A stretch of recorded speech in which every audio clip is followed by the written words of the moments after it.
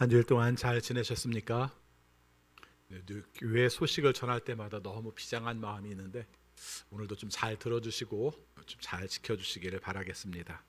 코로나19 감염 확산 방지를 위해서 안내 말씀드립니다. 여러분이 아시는 것처럼 지난 주간 1000명대 넘은 것이 오늘까지 아마 5일째 계속될 것으로 그렇게 생각을 하고 있습니다. 그래서 아마 이번 주에는 무슨 조치가 내려지지 않을까 저는 그렇게 생각을 합니다. 그래서 여러분들에게 말씀드립니다. 2.5단계가 발령이 되면 자연스럽게 교회 모든 예배는 다 비대면 예배로 바뀌게 됩니다. 새벽 예배, 수요 예배, 주일 예배 다 인터넷, 유튜브로 여러분들에게 중계를 해드리게 됩니다. 그러나 특별한 조치가 없으면 현재와 같이 예배를 드립니다. 크리스마스 예배에 대해서도 마찬가지입니다. 지금 현재 2단계의 상태일 경우에는 9시, 11시 두 번 예배를 드리도록 하겠습니다. 예전에는 11시에 어린이부터 전체 다 같이 예배를 드렸는데 지금은 상황이 그럴 수 없어서 두 번에 나눠 드리도록 하고 교육부서는 같은 시간대에 각 부서에서 영상으로 여기 있는 예배를 중계해서 하는 식으로 하려고 계획을 세우고 있습니다. 2단계일 경우입니다. 그리고 2.5단계일 경우에는 오전 9시부터 유튜브로 실시간 중계를 하고 그 이후의 시간은 자연스럽게 아무 때나 들으셔도 됩니다. 성탄 나누기 선물도 성탄 선물 나누기도 어린이 예배 후에 성탄절 예배 후에 각각 아이들에게 나눠주고 그날 참석하지 못한 식구들에게는 배달해서 나누려고 합니다. 그러나 3단계일 경우에는 배달도 여의치 않게 된다는 것 아셔서 이미 준비하신 분들은 오늘까지 내주시고요. 혹시 오늘 내지 못했지만 내기 원하시는 분은 내일 모레 사이에 내주시되 선물 준비들은 조금 시간이 걸릴 수 있는 것도 감안해서 여러분들께서 준비를 하시면 좋을 것 같습니다. 사무총회에 권고 말씀드립니다.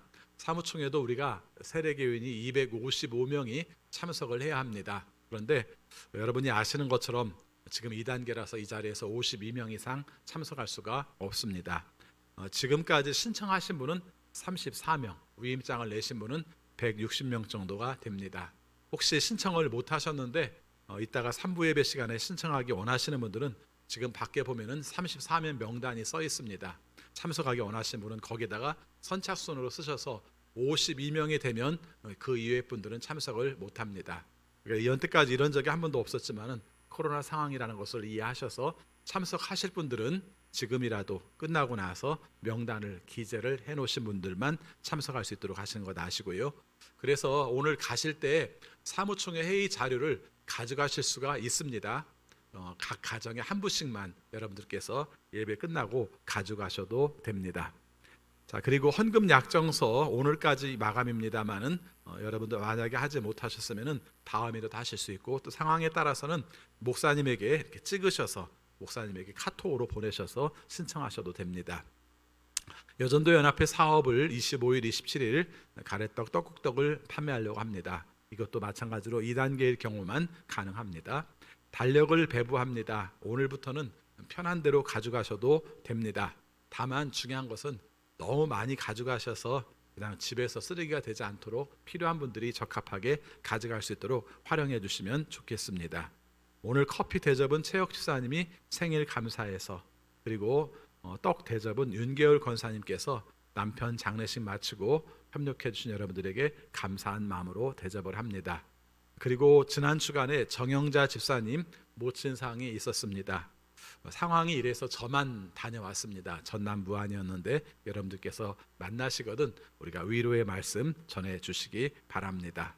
김정희 권사님께서 2020 지방의원 매니페스토 약속 대상 최우상을 받으셨다고 합니다. 여러분들께서 함께 축하해 주시기 바라겠습니다. 우리 앞뒤 옆에 있는 믿음의 식구들과 함께 인사하겠습니다. 주님의 이름으로 사랑합니다. 주님의 이름으로 사랑합니다. 우리 다시 한번 인사하겠습니다. 기쁨으로 예배드립시다. 다 같이 묵상 기도하심으로 주일낮 예배 하나님께 드리겠습니다.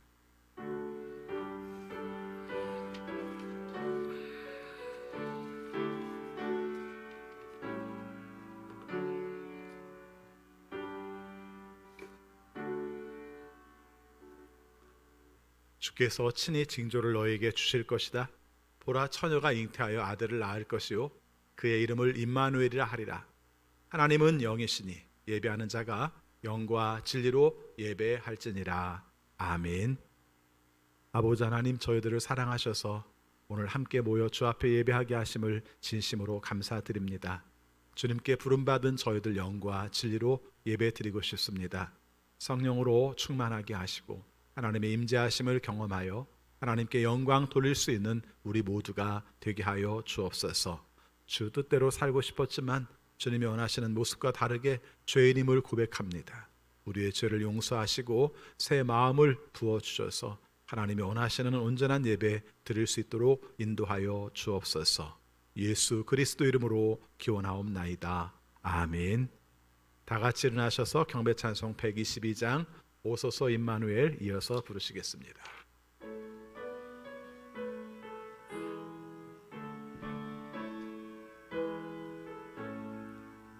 참 반가운 성도여 다 이리 와서 베들레헴 성 안에 가봅시다. 저 구유에 누이신 아기를 보러 엎드려 절하세 엎드려 절하세 엎드려 절하세 구주 나셨네. 저 천사여 찬송을 높이 불러서 이 광활한 천지에 울리어라. 주 하나님 앞에는 영광을 돌려 엎드려 절하세 엎드려 절하세 엎드려 절하세 구주 나셨네. 이 세상에 주께서 찬송할 때에 참신과 참 사람이 되시려고 저 동정녀 몸에서 나시었으니 엎드려 절하세 엎드려 절하세 엎드려 절하세 구주 나셨네. 여호와의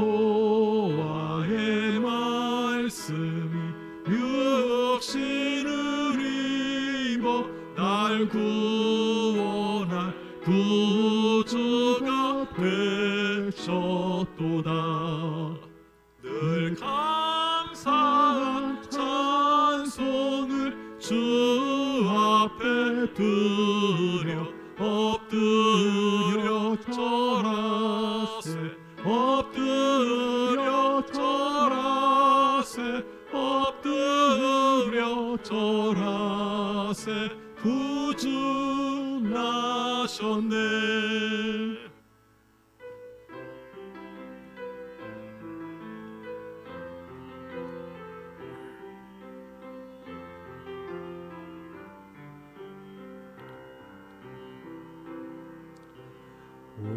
오소서 임마누엘 우리는 주님을 기다립니다. 오소서 임마누엘 우리와 함께 하시는 임마누엘 기뻐하라 온 민족이여 임마누엘이 마시리. 기뻐하라 온 민족이여 임마누엘이 마시리. 오소서 임마누엘 오소서 임마누엘 우리는 주님을 기다립니다. 오소서 임마누엘, 우리와 함께 하시는 임마누엘. 기뻐하라 온 민족이여, 임마누엘이 마시리. 기뻐하라 온 민족이여, 임마누엘이 마시리. 기뻐하라 온 민족이여. 기뻐하라 온 민족이여, 임마누엘이 마시리. 기뻐하라 온 민족이여, 임마누엘이 마시리. 아멘. 사도신경으로 우리의 신앙을 고백하겠습니다. 나는 전능하신 아버지 하나님, 천지의 창조주를 믿습니다. 나는 그의 유일하신 아들 우리 주 예수 그리스도를 믿습니다. 그는 성령으로 잉태되어 동정녀 마리아에게서 나시고 본디오 빌라도에게 고난을 받아 십자가에 못 박혀 죽으시고 장사된 지 사흘 만에 죽은 자 가운데에서 다시 살아나셨으며 하늘에 오르시어 전능하신 아버지 하나님 우편에 앉아 계시다가 거기로부터 살아있는 자와 죽은 자를 심판하러 오십니다. 나는 성령을 믿으며 거룩한 공교회와 성도의 교제와 죄를 용서받는 것과 몸의 부활과 영생을 믿습니다. 아멘. 자리에 앉으시기 바랍니다. 이 시간 함께 기도하실 때 김영진 선생님 기도 인도하시겠습니다.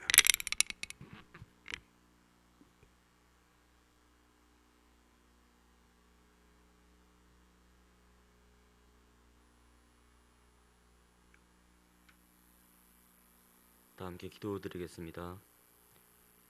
삼위 하나님, 이 시간 먼저 감사드립니다. 우리에게 성령이 주시는 지혜로 예수 그리스도를 알게 하시고 하나님을 즐거워하는 은혜를 주셔서 고맙습니다. 이 시간 우리의 마음과 뜻과 정성을 오직 하나님께만 올려드리오니 홀로 영광 받으시고 또한 예배를 통하여 하늘로부터 임하는 기쁨과 평안과 감사가 충만히 부어지게 하여 주시옵소서. 삼위 하나님, 이 시간 회개합니다. 우리가 본질상 죄인임을 고백합니다. 우리의 본성이 악하여서 하나님의 말씀대로 살지 못하였음을 하나님 아버지 긍휼히 여겨 주시옵소서. 우리 나름대로는 거룩한 삶을 살고자 노력하였지만 우리는 전적으로 무능함을 깨닫습니다. 보혜사이신 성령 하나님, 간절히 구하오니 우리를 도와주셔서 하나님의 뜻이 무엇인지를 분별하는 지혜와 그 뜻을 따라 순종할 수 있는 담대함을 허락하여 주시옵소서. 우리가 잘나서가 아니라 하나님이 전능하시기 때문에 이 죄인들을 사용하셔서 하나님의 구원을 드러내시기를 소원합니다. 삼위 하나님, 이 시간 김동호 목사님과 이성진 목사님을 위하여 기도합니다. 당신의 말씀을 가르치도록 우리에게 두 분 목사님을 세우셨으니 말씀마다 성령께서 조명하여 주시고 설교를 준비하여 선포하시기에 부족함이 없도록 필요한 것들을 넉넉하게 채워주실 줄을 믿습니다. 그러므로 이 시간 설교를 듣는 우리로 하여금 성령의 검으로 골수를 찔러 쪼개시고 아멘 하는 소리가 입술과 삶에서 가득 넘쳐서 영혼을 고치시는 하나님의 영광을 드러내 주시옵소서. 삼위 하나님, 주일학교 선생님들이 우리 자녀들을 잘 지도할 수 있도록 도와주시옵소서. 또한 성가대와 차량과 방송실 등 각 처에서 보이지 않게 수고하시는 모든 손길들 위에 하나님께서 주시는 위로가 있기를 간절히 소망합니다. 또한 오늘 있을 사무총회 가운데 하나님께서 역사해 주시기를 간절히 소망합니다. 힘들었던 2020년을 잘 마무리하고 2021년을 잘 준비할 수 있도록 도와주시옵소서. 삼위 하나님, 세상 끝날까지 우리와 함께 하시리라는 주님의 약속을 따라 주님께서 우리를 돕고 계심을 믿고 감사하며 찬양합니다. 모든 영광을 삼위 하나님께 올려드리며 예수님의 이름으로 기도합니다. 아멘.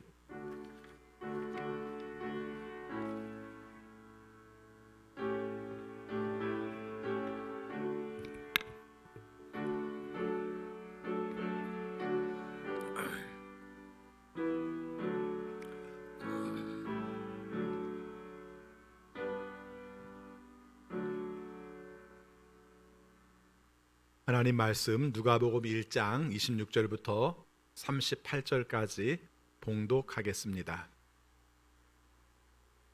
누가복음 1장 26절입니다. 그 뒤로 6달이 되었을 때 하나님께서 천사 가브리엘을 갈릴리 지방의 나사렛 동네로 보내시어 다윗의 가문에 속한 요셉이라는 남자와 약혼한 처녀에게 가게 하셨다. 그 처녀의 이름은 마리아였다. 천사가 안으로 들어가서 마리아에게 말하였다. 기뻐하여라. 은혜를 입은 자야. 주님께서 그대와 함께 하신다. 마리아는 그 말을 듣고 몹시 놀라 도대체 그 인사말이 무슨 뜻일까 하고 궁금히 여겼다. 천사가 마리아에게 말하였다. 두려워하지 말아라. 마리아야. 그대는 하나님의 은혜를 입었다. 보아라. 그대가 잉태하여 아들을 낳을 터이니 그의 이름을 예수라고 하여라. 그는 위대하게 되고 더없이 높으신 분의 아들이라고 불릴 것이다. 주 하나님께서 그에게 그의 조상 다윗의 왕위를 주실 것이다. 그는 영원히 야곱의 집을 다스리고 그의 나라는 무궁할 것이다. 마리아가 천사에게 말하였다. 나는 남자를 알지 못하는데 어떻게 이런 일이 있겠습니까? 천사가 마리아에게 대답하였다.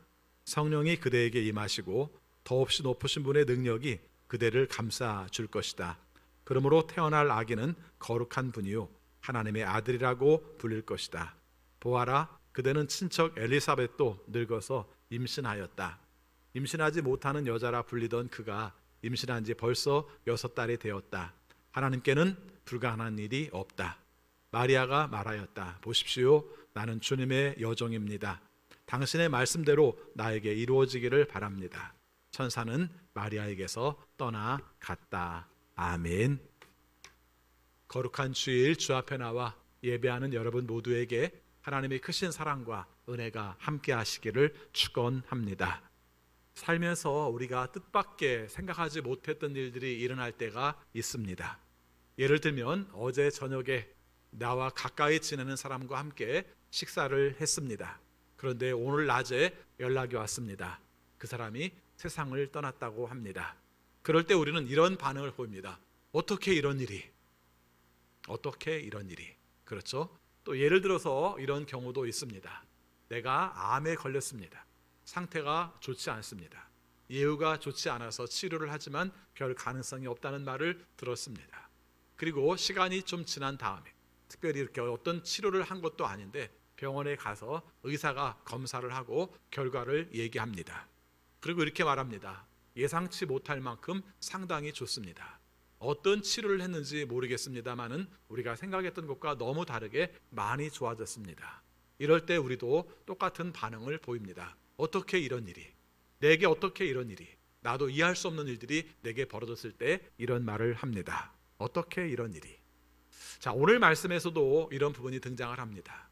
여러분이 잘 아시는 것처럼 오늘 말씀은 마리아가 아기 예수를 임신하게 되었다는 소식을 전하는 소식입니다. 그래서 옛날부터 성경 말씀을 우리가 이 말씀을 설명할 때마다 우리가 하나의 단어로 네 자의 글자로 써왔습니다.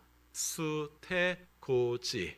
그렇죠? 임신하는 것을 알린다. 천사가 임신하는 걸 알린다 해서 네 자로 수태고지 이렇게 했고, 여러분들이 보시면 성화들 중에서도 우리가 예수님의 탄생을 알리는 가브리엘 천사의 메시지, 마리아에게 전해주는 메시지에 관한 그림들이 상당히 많이 나오고 있습니다.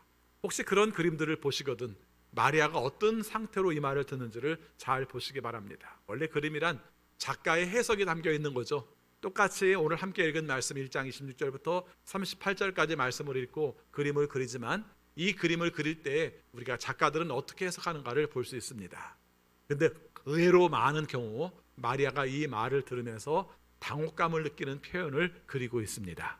그러겠죠? 자, 오늘 말씀도 우리가 함께 설명을 해봅시다. 정리를 해보면 여러분, 마리아에게 우리가 천사가 나타났습니다. 천사가 나타나서 이렇게 말합니다. 28절 제가 먼저 읽습니다. 천사가 안으로 들어가서 마리아에게 말하였다. 기뻐하여라, 은혜를 입은 자야, 주님께서 그대와 함께 하신다. 자, 이렇게 말을 했습니다. 자, 여러분 생각해 보시기 바랍니다. 그럼 뭐 때문에 그러는지 이 말이 궁금합니다. 그렇죠? 그래서 29절 말씀을 보면은 마리아가 조금 놀랍니다. 28절, 29절 같이 읽습니다. 마리아는 그 말을 듣고 몹시 놀라 도대체 그 인사말이 무슨 뜻일까 하고 궁금히 여겼다. 이렇게 말을 합니다. 그랬더니 여기에서 보니까 30절 말씀에서 천사가 말합니다. 두려워하지 마, 마리아야, 그대는 하나님의 은혜를 입었어. 이렇게 말을 합니다. 자, 그래서 이 내용에 대해서 마리아가 천사에게 대답하는 말씀이 34절에 나옵니다. 34절에 보면 마리아가 천사에게 말하였다. 나는 남자를 알지 못하는데, 같이 있습니다. 어떻게 이런 일이 있겠습니까? 이렇게 말씀을 하고 있습니다. 자, 오늘 여러분들과 함께 살피고 싶은 단어, 어떻게 이런 일이, 이것은 마리아가 천사에게 고백한 내용입니다. 어떻게 이런 일이. 자, 오늘 어떻게 이런 일이 나오게 된 배경 속에서 조금 전에 읽은 말씀처럼 하나하나의 과정들이 등장을 하고 있죠. 맨 처음에 외친 말이, 천사가 외친 말을 다시 보겠습니다. 29절 말씀에 보면은 마리아에게 말했습니다. 세 문장으로 말합니다. 하나는 기뻐하여라, 두 번째는 은혜를 입은 자야, 세 번째는 주님께서 그대와 함께 하신다. 이렇게 말씀을 합니다. 자, 여러분, 마리아가 어떻게 이런 일이라고 말할 때 먼저 하나님께서 하신 말씀이 기뻐하여라, 은혜를 입은 자야, 주님께서 그대와 함께 하신다. 이렇게 연결되는 이 말씀을 오늘 우리의 삶 속에서 어떻게 받아들여야 될지 하는 것입니다. 여러분 아시잖아요.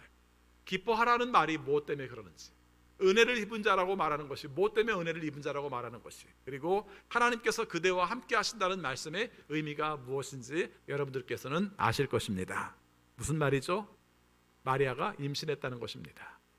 자, 여러분 한번 살펴보시기 바랍니다. 오늘 말씀을 들으면서 다른 거 하나 생각하지 마시고요, 마리아와 나를 동일하게 생각하고 들으세요. 그렇죠? 마리아와 나를 동일하게 생각하고 들으세요. 자, 마리아가 몇 살쯤 되었을 때 이 말을 들었을까? 성경에 기록되어 있지 않습니다만은 그 당시에 일반적으로 팔레스타인 지역에서 여자 아이들이 결혼하던 나이로 생각하면 13세, 어리면 13세, 많으면 18세 정도 되었다고 얘기합니다.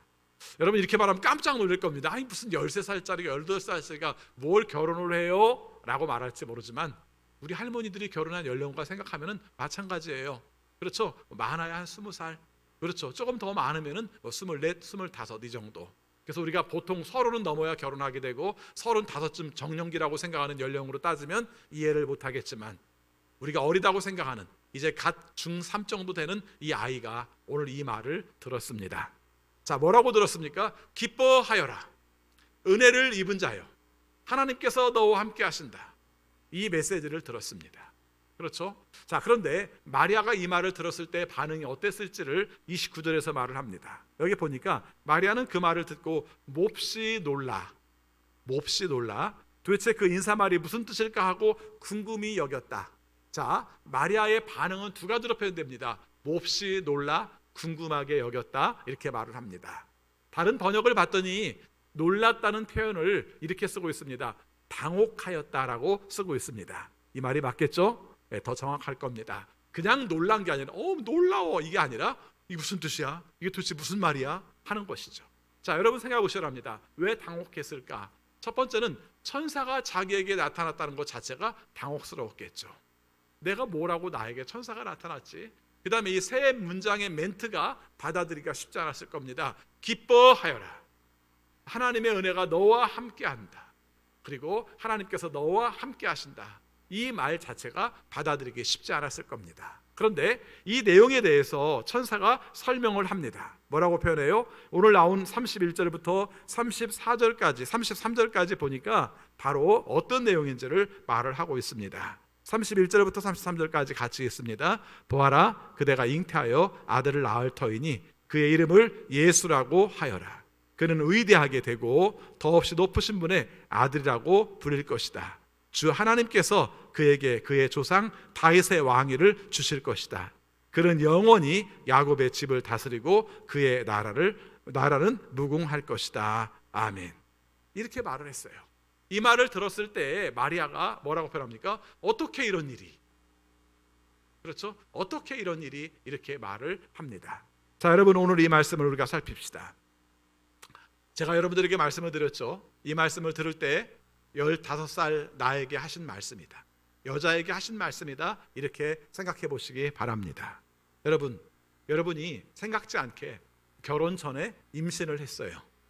있을 수 있지 않습니까? 많이 있는 일이기도 하고요. 저는 일반적으로 이렇게 말을 합니다. 이중적인 입장에서 가지고 있는데, 결혼을 하기 전에 아이들에게는 가능하면 결혼 전에 임신하지 않도록 하라라는 말을 합니다. 그렇죠? 성경적이든 아니면 일반적인 크리스찬에서의 관점이든 다 이 말은 중요한 의미를 가지고 있습니다. 그런데 실제 제가 이 말을 하는 가장 큰 이유는 심리적인 불안감을 갖지 않도록 하기 위해서 이 말을 합니다. 여러분 중에서 경험하신 분도 계실 것이고, 또 자녀들이 그런 경험을 하셨기 때문에 겪게 됐을 갈등들도 여러분들이 다 가지고 계신 분도 있을 겁니다. 근데 사실 그렇잖아요. 결혼 전에 임신하면 불편하잖아요. 심리적으로 불안정하잖아요. 더군다나 내가 어떻게 될 것인지 생각하잖아요. 정말 어떻게 본다면 사랑하는 과정 속에서 벌어진 일이지만 부모님 보기도 민망하고 시댁 식구 보기도 민망하고 되게 불편한 요소를 갖기 때문에 굉장히 불안할 요소로 생각을 합니다. 근데 제가 이중적인 입장을 갖습니다. 그런데요, 결혼하기 전에 임신한 사람들에게는 저는 축복을 합니다. 목사님, 도대체 어떻게 하라는 거예요? 입장을 생각해서 만약에 결혼 전이라면 늘 신경을 쓰도록 하십시오. 그런 일이 벌어지지 않도록 하십시오. 그러나 결혼을 우리가 하기 전이라 할지라도 임신을 할 때는 축복을 합니다. 왜 축복을 합니까? 기왕에 생긴 생명이잖아요. 그리고 가장 중요한 것은 그 사람이 불안하지 않게 해주는 것이 저는 중요하다고 생각을 합니다. 그래서 만약에 우리 가정 속에서도 혹시 이런 일이 벌어지면 그때는 여러분들 다 그렇게 해주시기 바랍니다. 불안해하지 마. 하나님께서 주신 생명이야. 하나님의 은혜 가운데서 빨리 결혼을 함으로 말미암아 모든 것들이 정상화되도록 하자. 이게 바른 입장이라고 생각을 합니다. 오늘 말씀과 어떻게 연결이 돼요? 마찬가지예요. 그렇죠?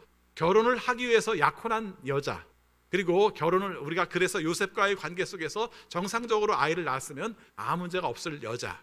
그런데 이 아이가 임신을 했어요. 그리고 임신한 내용이 그 요셉과의 관계가 아니라고 말을 합니다. 얼마나 당혹스럽겠어요.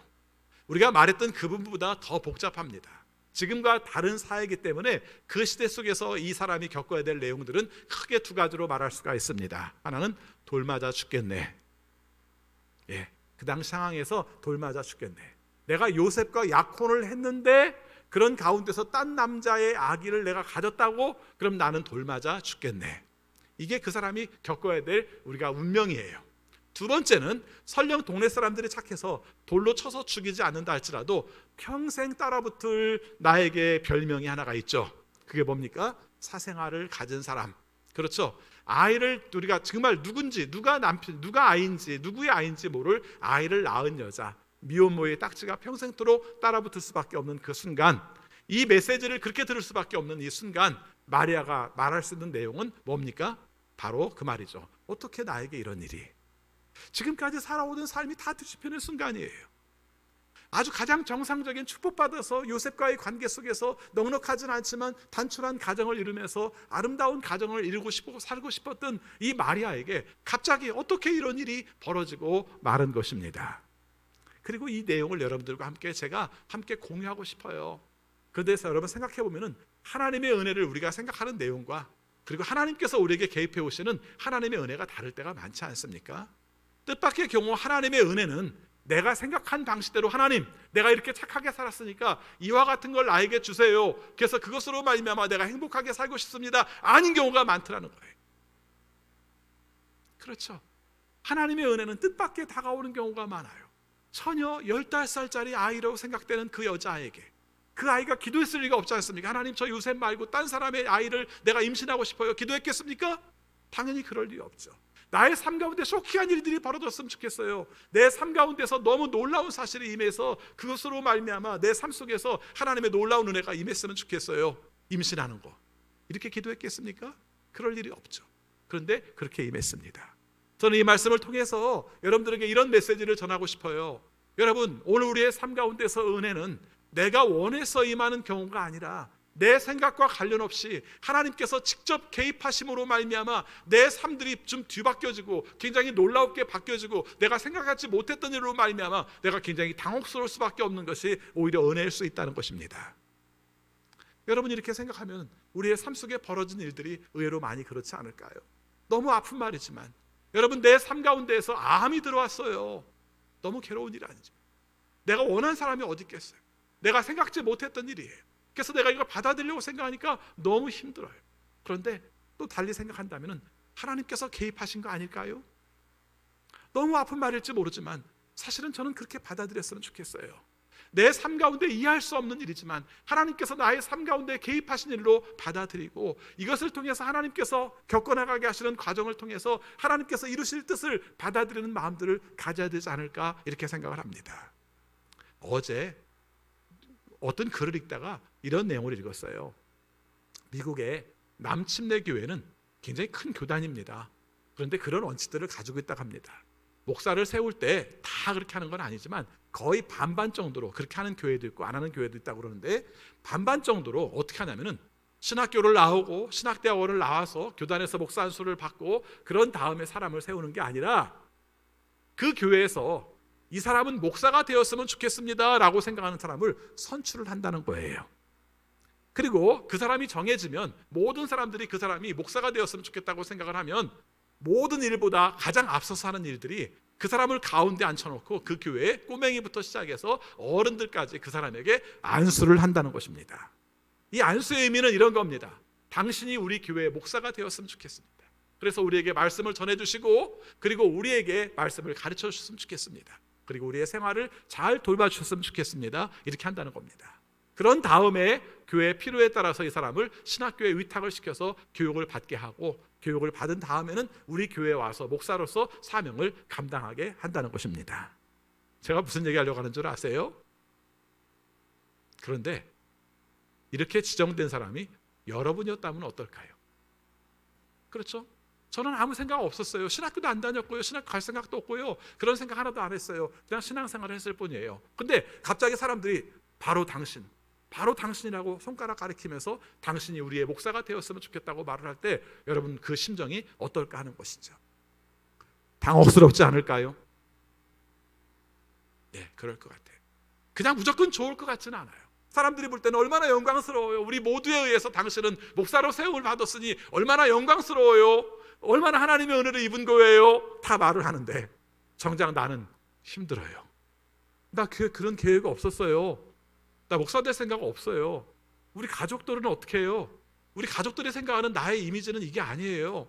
나는 목사하고 싶은 마음이 없었단 말이에요. 이렇게 말하고 싶지는 않을까요? 저는 마리아가 겪는 삶의 이야기를 우리의 삶 속에 끌어들여서 이것을 우리가 감당했으면 좋겠어요.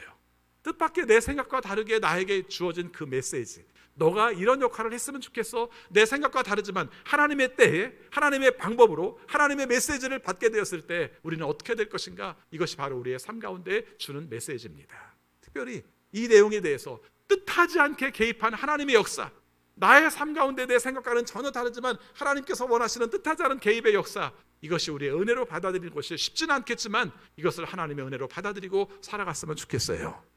이건 사명의 문제이기도 하고요. 또 한 가지는 우리의 삶 가운데서 운명이 바뀌는 순간 속에서 받아들여야 될 문제이기도 한 것이죠. 아까 제가 극단적으로 우리가 암의 문제로 우리가 이야기를 했습니다마는 우리의 운명을 바꿀 만한 사건들은 뜻밖의 많지 않습니까? 행복하게 잘 살아가고 있다가 어느 날 갑자기 내 남편을 하나님께서 데려가셨어요.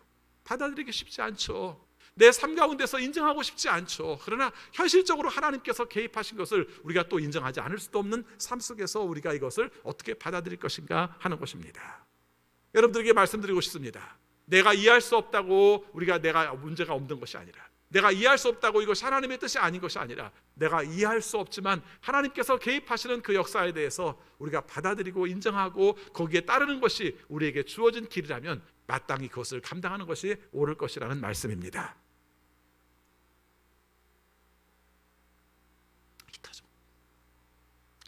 오늘 우리가 이 삶 가운데서 우리의 삶 속에 적용해야 될 내용 가운데에서 이 부분들을 우리가 감당하면서 어떻게 해야 될 것인가 하는 것이죠. 오늘 마리아를 봅시다. 마리아는 이 문제에 대해서 어떻게 이 문제를 극복해 갔는지를 함께 보겠습니다. 마리아가 그렇게 말했습니다. 어떻게 이런 일이요? 어떻게 이런 일이요? 그런데 놀라운 사실은 여기서 보니까 마리아에게 천사가 이렇게 말합니다. 35절 말씀 보겠습니다. 35절 같이 읽습니다. 천사가 마리아에게 대답하였다. 성령이 그대에게 임하고 더없이 높으신 분의 능력이 그대를 감싸줄 것이다. 그러므로 태어날 아기는 거룩한 분이요 하나님의 아들이라고 불릴 것이다. 37절입니다. 같이 읽습니다. 하나님께는 불가능한 일이 없다. 여러분, 우리가 생각할 때 하나님의 은혜를 입어서 하나님의 맡겨진 사명을 감당하게 될 때 우리는 자꾸 생각하는 내용 중에 하나가 그 사람이 하나님의 은혜를 입을 만한 사람이기 때문에, 그와 같은 자격이 있기 때문에 그 사람에게 하나님께서 그와 같은 사명을 맡긴 것이 아닐까요? 라고 말하면서 우리는 교묘하게 피하기도 합니다. 또 반대로 우리가 추구하는 것을 얻기 위해서 하나님께서는 이렇게 하시면 이런 은혜를 주실 거야, 그러니까 이런 은혜를 받기 위해서 우리는 이와 같은 것을 달라고 말을 해야지, 이렇게 말하기도 합니다. 사실은 하나님의 계획은 하나님의 방법에 따라서, 하나님이 원하시는 뜻에 따라서 움직임에도 불구하고 우리는 하나님을 우리가 개입시키려고 합니다. 그래서 하나님께 이렇게 기도를 하면은 하나님께서 이렇게 개입할 것이라고 우리는 공식을 가지고 있습니다. 그런데 의외로 그렇지 않습니다. 그렇죠? 의외로 그렇지 않아요. 사실은 여러분이 살아온 삶 가운데서 알잖아요. 하나님이 이렇게 개입해 주셨으면 좋겠습니다 라고 생각하는데 아무 대답도 안 하시고, 나는 이런 길들을 안 가고 싶습니다 라고 생각하는데 하나님께서 개입하심으로 말미암아 내 의사와 관계없는 길들을 가게 하시고 살아온 삶이잖아요. 그렇죠? 예. 여러분 생각해 보시기 바랍니다. 사도 바울이 하나님이 원하시는 길을 가고 싶었습니까? 예수 그리스도의 복음을 증거하기 위해 살고 싶었습니까? 아니잖아요. 여러분이 아시는 것처럼 사도 바울은 예수 그리스도를 증거하는 사람들의 모든 사람들을 묶어버리고 그들을 감옥에 보내버리고 심지어는 죽게 함으로 말미암아 예수 그리스도의 복음을 증거하는 것을 방해했잖아요. 그런데 하나님께서는 그를 불러 세우신 겁니다. 그의 어떤 면이 있기 때문에 그가 은혜를 입은 겁니까? 그가 무슨 유능해서, 그가 하나님의 복음에 대한 열정이 있어서? 아니잖아요. 다만 하나님의 계획이 사도 바울의 생각을 꺾으시고 사도 바울을 통해서 복음을 증거하기를 원하시는 뜻이 있으셨기 때문에 그 사명을 감당한 거잖아요. 이 사실을 늘 마음속에 사도 바울은 가지고 있었어요. 그래서 자기는 죄인 중에 죄인이고 죄인 중에 괴수라고 했으면서 하나님의 복음을 얻을 만한, 복음을 증거할 만한 자격이 있어가 아니라 하나님께서 부르심으로 그 사명을 감당하게 되었다고 말을 한 겁니다. 오늘 마리아와 연결시켜서 말하면 하나님의 은혜를 그냥 입어서. 여러분, 오늘 이 말씀을 알기 때문에 그러는지 사도 바울은 로마서에서 18장, 16장 말씀에서 맨 마지막에 이렇게 말합니다. 하나님께서 나를 부르셔서 하나님의 복음을 증거하게 하신 목적은 하나님의 복음을 듣는 사람들로 하여금 하나님께 순종하게 하려 함이라 라고 말씀을 하고 있습니다. 여러분, 그거예요. 오늘 우리의 삶 가운데서 하나님의 뜻을 따라서 우리가 사명이 주어지셨고 하나님의 거룩한 은혜가 개입되어서 하나님의 뜻대로 살게 하시면 우리가 할 수 있는 일이 무엇이겠는가? 하나님은 우리가 아무것도 못할까 봐 세 가지로 우리가 함께 개입을 또 하셔요. 첫 번째는 성령이 임하여서라고 말을 하고 있습니다. 여러분, 우리가 힘이 있어서 이 역할을 하는 게 아니라 성령께서 우리와 함께 하시기 때문에 하는 겁니다. 여러분, 어떤 일들이 주어졌을 때 그것을 감당할 때 너무 힘들잖아요. 처음에 엄두가 안 나는 일들 많지 않습니까? 그런 경우 많죠. 내가 아팠어요. 내가 이후의 삶을 어떻게 살아가야 될까 고민할 때 엄두 안 났죠? 여러분, 조금 전에 말했던 예화를 들었던 우리 가족 중에서 누군가가 세상을 떠났습니다. 그 이후에 나는 어떻게 살아야 될지 엄두가 안 났죠? 그리고 우리의 삶 속에서 우리 가족이 누가 아파요. 그 사람을 위해서 내가 살아가는 삶 가운데서 모든 부분들을 할애하면서 그걸 돌봐야 돼요. 엄두가 안 나죠? 그런데 오늘 성경은 동일하게 말씀하십니다. 뭐라고요? 성령이 임하여. 성령이 임하여. 하나님께서 성령을 보내주심으로 말미암아 그 감당할 수 있는 힘을 주신다는 것입니다. 은혜로 직접 개입하신 그 하나님은 우리의 삶 가운데 성령이 개입하심으로 말미암아, 성령께서 도우심으로 말미암아, 그 성령의 역사로 말미암아 하나님의 뜻을 이루게 하신다는 겁니다. 두 번째, 오늘 말씀을 보니까 하나님께서 그분의 능력으로 그대를 감싸줄 것이라고 말합니다. 하나님의 능력이 함께 하셔서 성령으로 함께 하실 뿐만 아니라 하나님께서 능력도 주셔서 그 능력으로 감당할 수 있는 마음들을 주셨다는 것입니다. 15살짜리 소녀에게 아이가 임신되고 그것도 하나님의 아들이 임신되는 그 놀라운 사건 속에서 하나님이 하신 말씀은 놀라웠게도 우리에게 하시는 말씀과 똑같았다는 것입니다. 성령 임하여 하나님의 능력이 그에게 임할 것이고, 그 다음에 세 번째 말씀이 뭐라고 말씀하십니까? 하나님께는 불가능한 일이 없다, 이렇게 말씀을 하십니다. 하나님께는 불가능한 일이 없다는 말씀이 어떤 말씀 끝에 나온 말인지 아시죠? 세례 요한이라는 사람이 6개월 전에 임신이 돼 있는 상태였어요. 그렇죠? 엘리사벳에게 임신되어 있는 상태였어요. 근데 성경에 나온 내용을 보면은 엘리사벳이 어떤 상태였는가? 늙어서 아이를 낳을 수 없는 상태였다고 말을 합니다. 그런데 그럼에도 불구하고 그 가운데서 아이를 낳게 됐는데 이게 뭐라고요? 하나님께서는 불가능한 일이 없다라는 하나의 증표라는 거예요. 그러면서 너에게도 이와 같은 일이 불가능한 일이 아니야. 하나님께서 하시면 가능해. 이렇게 말씀을 하셨다는 것입니다. 하나님이 거룩하게 개입하시고 증거로서 세 가지를 말씀하시고 그랬을 때 마리아는 어떤 반응을 보였는가 하는 것이죠. 38절입니다. 마리아가 말하였다. 같이 읽습니다. 보십시오. 나는 주님의 여종입니다. 당신의 말씀대로 나에게 이루어지기를 바랍니다. 아멘. 여러분, 여기에서 마리아의 반응이 나타납니다. 마리아가 말합니다. 나는 주님의 여종입니다. 그리고 보십시오. 나는 당신의 말씀대로 이것이 나에게 이루어지기를 바랍니다. 라고 말을 했다는 것입니다. 하나님의 역사가 이루어지는 과정 속에서 때에 따라서 내 의지와 관계없이 시작됩니다. 아니, 거의 대부분의 하나님의 은혜의 개입은 내 의지와 관계없이 하나님께서 직접 내게 오심으로 말미암아 시작이 됩니다. 여기서 마리아는 이 문제를 대해서 당연하게 마땅하게 나는 이것을 받아들일 만합니다라고 말하지는 못했습니다. 앞에서도 말한 것처럼 당혹스러웠고 그 다음에 의문이 들었고 궁금했어요. 그런데 하나님께서 함께 하시는 뜻을 들으니까, 성령이 함께 하신다는 말씀을 들으니까, 그분이 능력이 많으시다는 걸 들으니까, 그리고 하나님은 못하시는 일이 없다고 말씀을 하시니까 그 다음 마리아는 말합니다. 나는 주님의 여종입니다. 그리고 말합니다. 나에게 이 말씀이 이루어지기를 원합니다라고 말을 하는 것입니다. 그리고 여러분들에게 묻습니다. 여러분이 이해 못할 그 하나님의 은혜의 개입, 하나님께서 역사하시는 그 은총에 대해서 여러분들은 마리아처럼 대답할 수 있으시겠습니까? 어려워요. 나는 주님의 여종입니다라는 말이 그 모든 곳에서 굉장히 중요한 말입니다. 나는 내 의사가 중요하지 않아요. 내가 살고자 하는 인생의 계획이 중요하지 않아요. 나는 주님의 종이기 때문에 주님께서 원하시면 저는 하겠습니다. 바로 이 말이. 우리의 계획이 얼마나 많은가요? 우리가 하고자 하는 방향들이 얼마나 많아요. 그래서 내 생각 때문에, 내가 하고자 하는 계획 때문에 하나님이 원하시는 뜻과는 관계없이 얼마나 고생을 하고 살아요.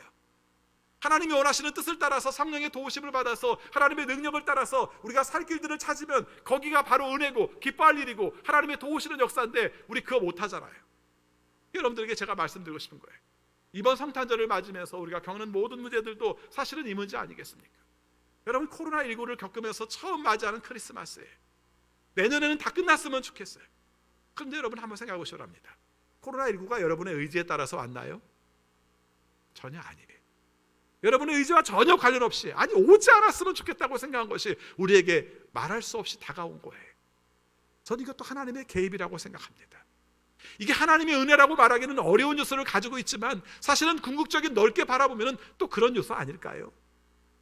아마 이런 얘기를 하면 밖에서 또 욕을 할 겁니다. 목사가 무식하게 코로나19가 하나님의 은혜라고 말했다고 말할 겁니다. 저도 인정하고 싶지 않아요. 힘들어요.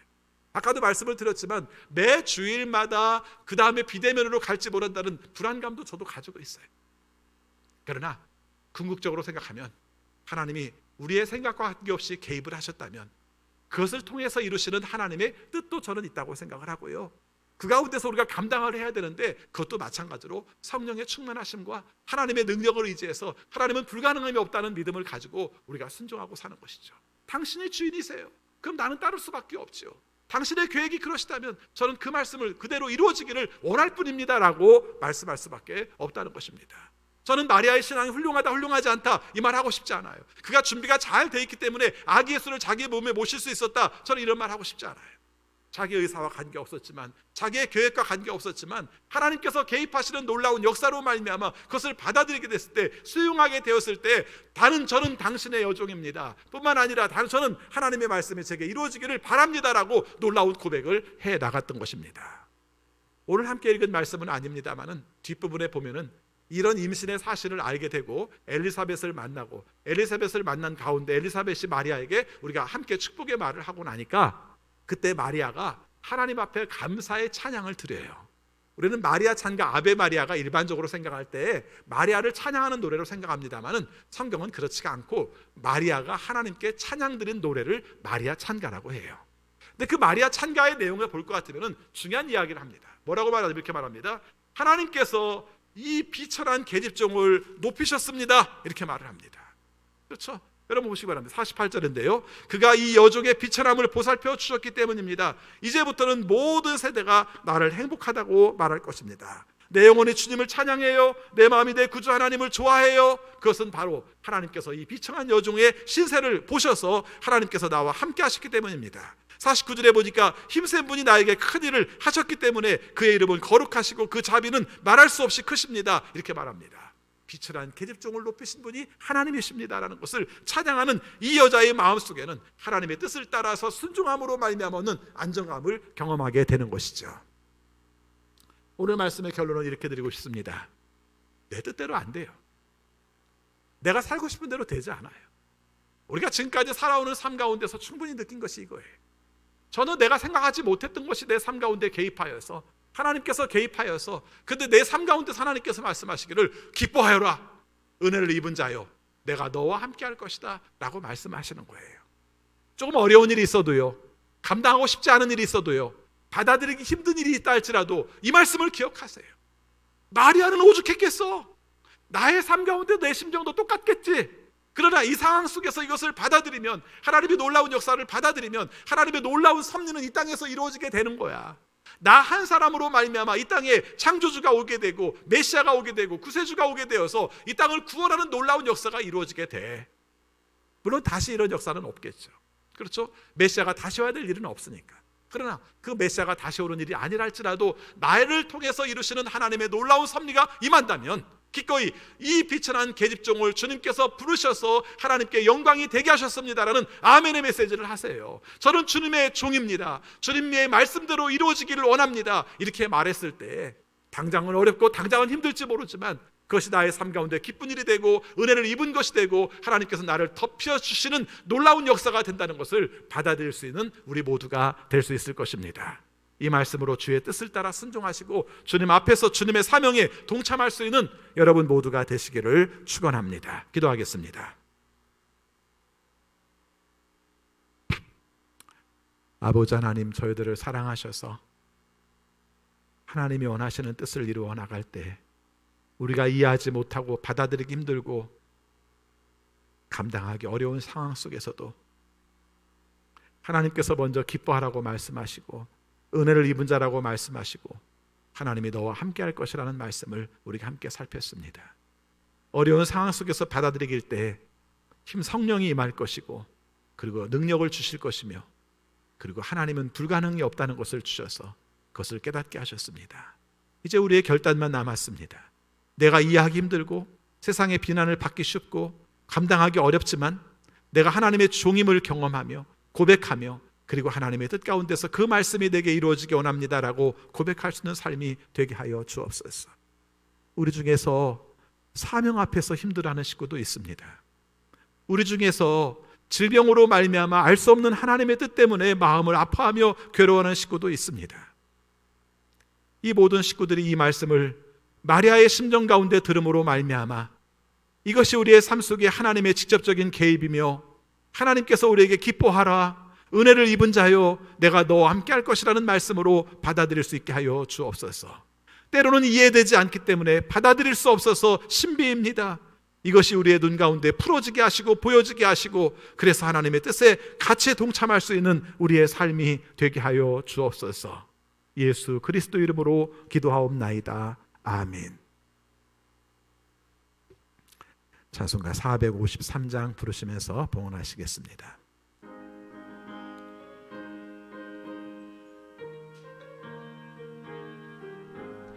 예수도 알기 원하네 크고도 넓은 은혜와 계속해 주신 사랑을 간절히 알기 원하네 내 평생의 소원 내 평생의 소원 계속해 주신 사랑을 간절히 알기 원하네 성령이 스승되셔서 진리를 가르치시고 거룩한 뜻을 깨달아 예수를 알게 하소서 내 평생의 소원 내 평생의 소원 계속해 주신 사랑을 간절히 알기 원하네 성령의 감화 받아서 하나님 말씀 배우니 그 말씀 안절안절이 내 맘에 교훈 되도다.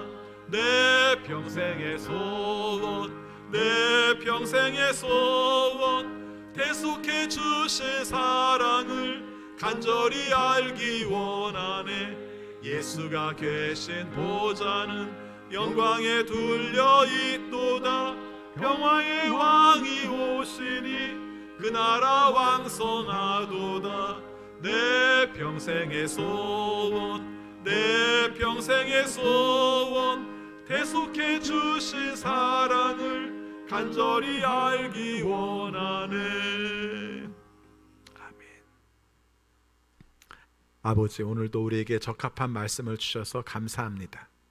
일용할 양식을 주시고 건강 주셔서 감사합니다. 우리에게 가족을 주시고 이웃을 주셔서 외롭지 않게 해주셔서 감사합니다. 우리에게 일을 주셔서 소득과 보람을 경험하며 살게 하심을 감사합니다.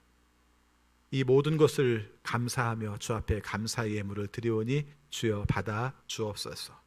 그리고 우리의 삶에 복 내려주시되 언제 어떤 경우를 할지라도 우리가 알 수 없는 하나님의 은혜를 기뻐하고 또 받아들이고 또 순종하여서 하나님의 뜻을 이룰 수 있는 우리 모두가 되게 하여 주옵소서. 아버지, 코로나19로 말미암아 겪는 어려움들이 큽니다. 그러나 하나님의 개입, 하나님의 뜻을 헤아릴 수 있는 지혜도 주셔서 고난을 고난으로만 끝나지 않게 하시고 고난을 통해서 우리가 변화되게 하시고 새로운 삶으로 전환될 수 있도록 도와주옵소서. 아버지, 코로나19의 장기화로 인하여서 물질적인 어려움을 겪는 식구들이 많습니다. 주님께서 친히 도와주셔서 고난의 때에 주시는 하나님의 은혜를 경험하며 살게 하여 주옵소서. 선교지에서 사명을 감당하는 우리 선교사님들을 기억하여 주옵소서. 코로나19로 어렵고 외국인이라 더 어렵습니다. 그러나 그런 가운데에서도 주께서 도우시는 은혜를 통해 하나님의 복음을 증거할 수 있도록 인도하여 주옵소서. 아버지, 원치 않지만 우리의 삶 가운데 질병으로 고생하는 식구들이 많습니다. 새롭게 발병되어서 또 재발되어서 또 항암 치료를 받아야 되는 식구도 있습니다. 수술 후에 회복하는 식구도 있습니다. 또 항암 치료를 통해서 통증을 느끼는 식구도 있습니다.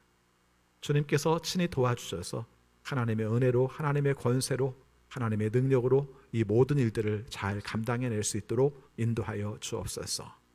또 우리가 겪는 현실적인 어려움 가운데에서 어린 자녀들이 장기적인 치료를 받고 있어서 힘든 가정도 있습니다. 주님께서 도와주셔서 주님 안에서 치료되게 하셔서 어렸을 때부터 주님께서 치유하시는 능력으로 회복하여 일어설 수 있는 우리 모든 자녀들이 되게 하여 주옵소서. 아버지, 우리 자녀들에게 앞길을 인도해 주시되 지혜롭게 하시고 분별력 있게 하셔서 주께서 도우시는 길들을 찾아 나갈 수 있도록 인도하여 주옵소서. 아버지, 간구합니다. 우리 성도들이 살아가는 삶 가운데에서도 하나님이 원하시는 바른 길들을 걷게 하여 주시고 그래서 언제나 어떤 경우에나 하나님이 주는 능력으로 감당하게 하여 주옵소서. 우리 자녀들 진학을 위하여 또 취업을 위하여 또 결혼을 위하여 자녀 출산을 위하여 기도할 때에도 주께서 원하시는 뜻대로 앞길들이 열릴 수 있도록 인도하여 주옵소서. 어려운 시기인데 하나님께서 맡겨주신 사명을 감당하는 종들을 기억하여 주옵소서. 특별히 주님의 은혜 가운데 사명 감당한 사랑의 도시락 이제 1년을 쉬려고 합니다. 안타까운 마음도 있지만 지금까지 수고한 모든 종들을 기억하여 주시고 하나님께서 위로하여 주시고 우리가 코로나가 끝났을 때 또 새롭게 힘을 내서 우리가 섬기는 축복들도 경험할 수 있도록 인도하여 주옵소서. 오늘 사무총회를 합니다. 우리에게 맡겨주신 사명들을 감당하여서 2021년도도 주님께서 도우시는 은혜 가운데 열어갈 수 있는 지혜로운 우리 모든 성도들이 되게 하여 주옵소서. 세상을 향해 나갑니다. 맡겨주신 사명 잘 감당하게 하시고 주님의 주신 은혜로 말미암아 기쁨으로 살아갈 수 있도록 인도하여 주옵소서. 이번 한 주간도 어떨지 저희들이 불안한 마음이 있지만 하나님께서 친히 함께 하셔서 언제나 주님과 동행하는 한 주간이 되게 하여 주옵소서. 예수 그리스도 이름으로 기도하옵나이다. 아멘.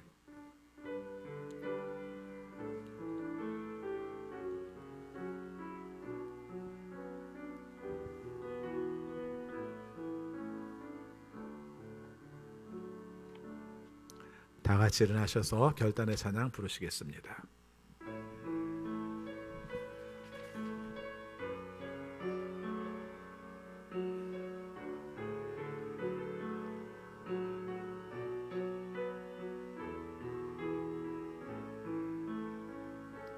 우리 보좌 앞에 모였네.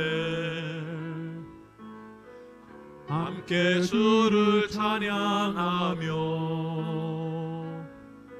하나님의 사랑 그 아들 주셨네. 그의 피로 우리 구원받았네. 십자가에서 쏟으신 그 사랑 강같이 온 땅에 흘러 각 나라와 족속 백성 방언에서 구원받고 주 경배드리네. 구원하심이 보좌에 앉으신 우리 하나님과 어린 양께 있도다. 구원하심이 보좌에 앉으신 우리 하나님과 어린 양께 있도다. 우리 주 예수 그리스도의 은혜와 거룩하신 하나님의 사랑하심과 성령님의 감화, 감동, 역사, 교통, 위로하심이 언제나 어떤 상황 가운데서도 하나님의 은혜의 개입을 받아들이고 그 뜻에 순종할 수 있어서 하나님께 기뻐하심을 입은 자로 살기 원하는 우리 모든 성도들에게 지금부터 영원까지 함께하옵시기를 축원하옵나이다. 아멘.